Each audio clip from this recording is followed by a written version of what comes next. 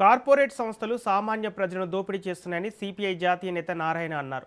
పశ్చిమాసియాలో యుద్ధం కారణంగా నిత్యావసర వస్తువుల ధరలు పెరుగుతున్నాయని అన్నారు.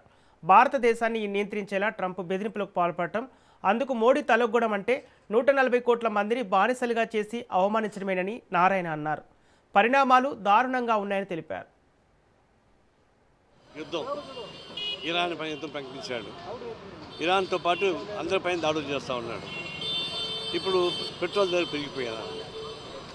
ట్రంప్ అనేటువంటి వ్యక్తి అమెరికా దేశ అధ్యక్షుడు. అమెరికా ప్రజానికని బాధ్యత తప్ప ప్రపంచం ఏ దేశమైనా సరే నాకు వ్యతిరేకంగా ఉండడానికి వీలు లేదు, నేను మీ ఆస్తులను దోపిడీ చేసుకుంటా, నాకు అడ్డం చేయడానికి వీలు లేదని చెప్పేసి వెనుజులాను ప్రభుత్వాన్ని కూల్చేశాడు. ఇప్పుడు ఇరాన్ కమ్యూనిని కాల్చే చంపేయడం కాకుండా దాని దేశం దోపిడీకి ప్రయత్నిస్తున్నారు. సరే, ఇంత పెద్ద భారతదేశం అండి, ప్రపంచంలోనే పెద్ద పార్లమెంటరీ ప్రజాస్వామ్య దేశం ఇది. అలాంటి దేశాల్లో ఉన్నటువంటి ఏంటంటే నువ్వు రష్యా దగ్గర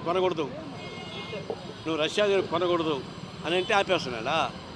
30 రోజులు నీకు పర్మిషన్ అంటే ఒప్పుకుంటాడా? ఎంత అవమానం ఇది! ఆడికి 25 కోట్ల జనాభా, 140 కోట్ల జనాభా. మన పార్లమెంటరీ వ్యవస్థ. ట్రంప్ ఆడించి, ఏ మోడీ, మీకు అనుమతి ఇచ్చేశాను, ఇళ్ళలో మాత్రం తీసుకో,